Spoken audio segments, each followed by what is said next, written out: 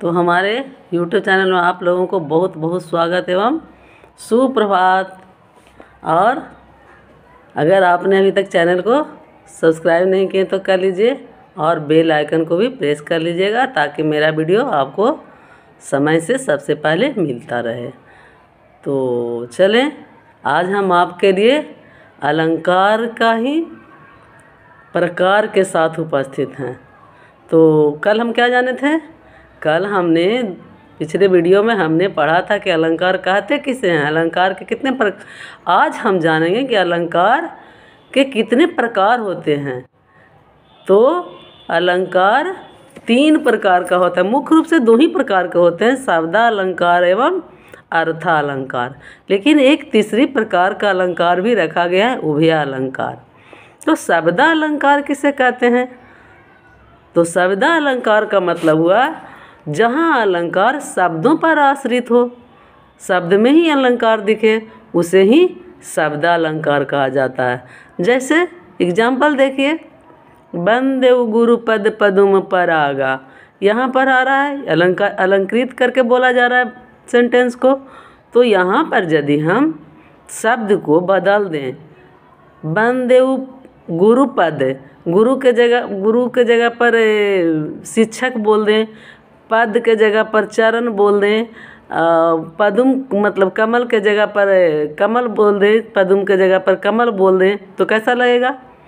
बंदेऊ शिक्षक चरण कमल परागा। अच्छा लग रहा है? नहीं ना अच्छा लग रहा है सुनने में? और वो कितना अच्छा लगता है, बंदेऊ गुरु पद पदुम परागा। तो इस प्रकार से अलंकृत करके बोला जा रहा है, इसमें इसके शब्द में ही अलंकार है, इसलिए इसे शब्दालंकार कहा जाता है। सेकंड में आइए, दूसरा क्या है? अर्थालंकार। इसमें शब्द में अलंकार ना होकर इसके अर्थों में अलंकार होता है छिपा हुआ। जैसे हम बोलेंगे सुमनों की मुस्कान तुम्हारी, यहाँ पर सुमनों की मुस्कान तुम्हारी से अर्थ निकाल रहा है कि तुम्हारी मुस्कान कैसी है? सुमन जैसी है।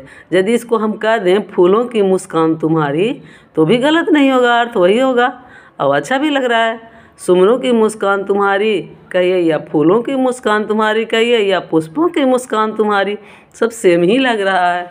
इसलिए इसके में क्या है? अर्थ में अलंकार है, इसके अर्थ है जो अलंकृत है। अब उभयालंकार, उभयालंकार क्या है भाई? जहाँ जिसमें क्या होता है, जिस कथन में शब्द और अर्थ दोनों ही प्रकार का अलंकार हो, दोनों ही, जिस कथन में शब्द और अर्थ दोनों ही प्रकार का सौंदर्य हो, उसे उभयालंकार कहते हैं। माने दोनों चीज़ उसमें हो, शब्द और अर्थ दोनों में, दोनों अलंकृत हो, अलंकृत भाषा में हो। जैसे देखिए, अंगूरी अब राम के बीच दिए सखियान की बात बनावत देखो, पूरब पुण्य जगह जब ही युग लोचन चाप चढ़ावत देखो। इस प्रकार से यहाँ जो 4 गो 2 पद करके 2 है, यहाँ दोनों में 2 अर्थ दिख रहा है, शब्दालंकार और अर्थालंकार दोनों दिख रहा है, इसलिए इसे उभयालंकार कहते हैं। तो उभयालंकार ज़्यादातर नहीं मिलता आपको, हम आगे पढ़ेंगे इन्हीं का प्रकार, शब्दालंकार और अर्थालंकार का प्रकार ही हम पढ़ेंगे। तो आगे हम देखते हैं शब्दालंकार कितने प्रकार के होते हैं। तो शब्दालंकार 5 प्रकार के होते हैं, अनुप्रास, यमक, श्लेष, वक्रोक्ति, विप्सा। ये 5 प्रकार के जो होते हैं क्या होते हैं? शब्दालंकार होते हैं। अनुप्रास किसे कहते हैं? तो अनुप्रास समान वर्णों की आवृत्ति को अनुप्रास कहते हैं। जैसे एक ही वर्ण, इसमें वर्णों की आवृत्ति होती है, शब्दों की नहीं, वर्णों की आवृत्ति होती है। जैसे सठ सुधरहि सतसंगत पाई, इसमें सा हमेशा आ रहा है, सठ सुधरहि सतसंगत पाई। तो इसमें सा की वर्ण की पूर्णावृत्ति हो रही है, आवृत्ति हो रही है, बार बार आ रहा है, इसीलिए इसे अनुप्रास अलंकार कहते हैं। तो अनुप्रास अलंकार में क्या देखें आप? समान वर्णों की आवृत्ति होती है, पुनरावृत्ति होती है, बार बार आता है एक ही वर्ण, उसमें उस पद में, उस छंद में, चौपाई में, जो भी कहिए, उसमें बार बार आता है एक ही वर्ण, उसे अनुप्रास अलंकार कहते हैं। अनुप्रास तो समझ गए होंगे। अब चलिए देखते हैं श्लेष। अनुप्रास के बाद यमक। यमक क्या है? तो यमक है जब एक ही पद दो दो से अधिक बार आए, दो या दो से अधिक बार आए तो उसे, और उसका अर्थ हर बार भिन्न भिन्न हो। यमक जब एक ही शब्द दो या दो से अधिक बार आए और उसका अर्थ भिन्न भिन्न हो जाए, अलग अलग अर्थ बताए, तो उसे यमक अलंकार कहते हैं। जैसे तो पर बारो उर्वशी सुन राधिके सुजान तू मोहन की उर्वशी है उर्वशी समान। यहाँ उर्वशी उर्वशी 3 बार आया है। तो उर्वशी, एक उर मतलब उसके हृदय में बस गया, एक उर्वशी जो ये थी, कौन थी, इंद्र की परी उर्वशी, एक उसका नाम है, और एक है उर में बसा हुआ, और एक उर्वशी मीन्स माला होता है, हार होता है। तो 3 उर्वशी जो है इसका 3 अर्थ में प्रयुक्त हुआ है। तो एक ही शब्द दो या दो से अधिक बार आए और उसका अलग अलग अर्थ में वो प्रयुक्त हो तो उसे यमक अलंकार कहते हैं। श्लेष क्या होता है? श्लेष देखिए,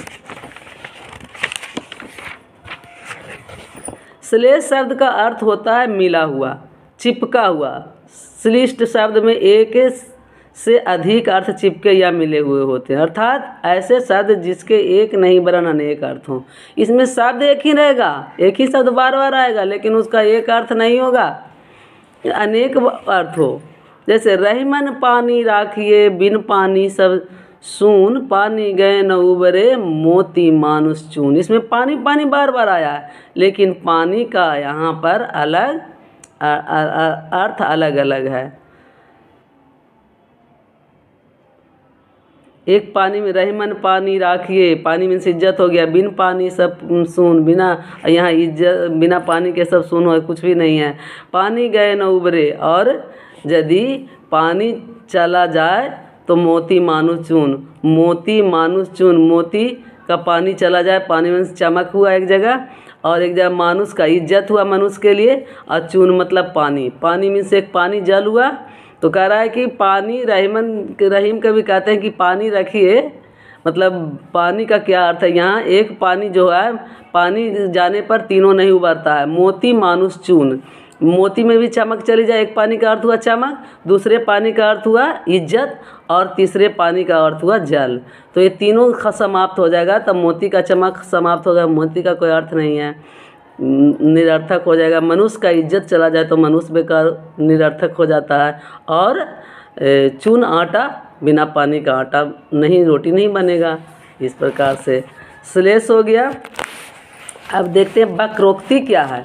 वक्रोक्ति शब्द वक्र टेढ़ा, उक्ति, वक्र उक्ति, वक्र उक्ति, वक्र मीन्स टेढ़ा, उक्ति मीन्स कथन। 2 शब्दों के योग से बना जिसका अर्थ होता है बाकी उक्ति, टेढ़ी उक्ति। जब वक्ता के कथन का श्रोता भिन्न अर्थ करे तो वहाँ वक्रोक्ति कहते हैं। अच्छा, वक्ता कह रहा है कुछ लेकिन सुनने वाला को अर्थ उसका दूसरा लगे तो उसे वक्रोक्ति कहते हैं।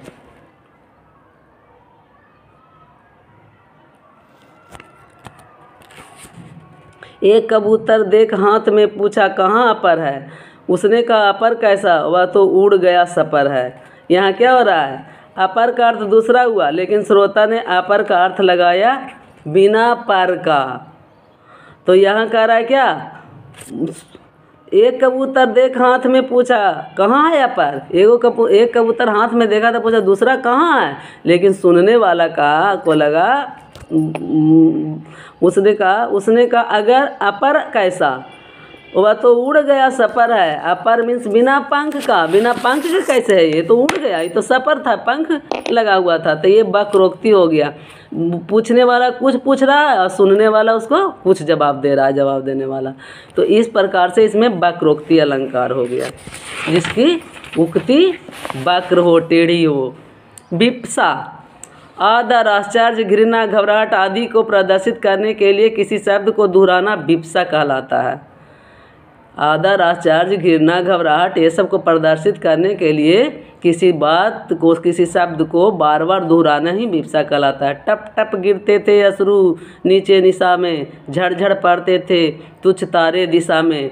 यहाँ टप टप बार बार आ रहा है, झड़ बार बार आ रहा है। इसीलिए मधुर मधुर मेरे दीपक जल, यहाँ मधुर मधुर 2 बार आया तो 2 बार एक ही शब्द आता है, तो वहाँ विप्सा अलंकार होता है।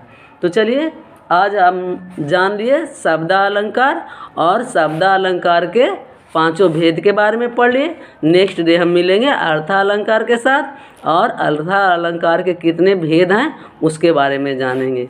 तो हो गया गाइस, ओके। आज हम लोग अलंकार पढ़ लिए और लंबा वीडियो भी खींच गया, इसलिए चलते हैं, हम फिर मिलेंगे नेक्स्ट डे नेक्स्ट शब्दालंकार के प्रकार के साथ। तो सॉरी, अर्थालंकार के प्रकार के साथ हम मिलेंगे। तो जाते जाते आप लोग चैनल को सब्सक्राइब, लाइक और कमेंट करना मत भूलिएगा। Bye bye, have a nice day.